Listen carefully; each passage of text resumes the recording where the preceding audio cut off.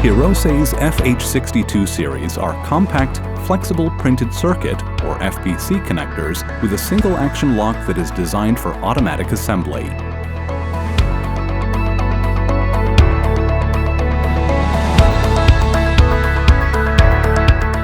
Conventional connection methods require opening the actuator, inserting the FPC, and closing the actuator. However, with one-action FH, only FPC-FFC insertion is needed to complete the connection. Locking is completed at the same time as the FPC-FFC insertion, so incomplete mating does not occur. The notches on both sides of FPC are held by the lock lever, generating a high FPC retention force in spite of the small size.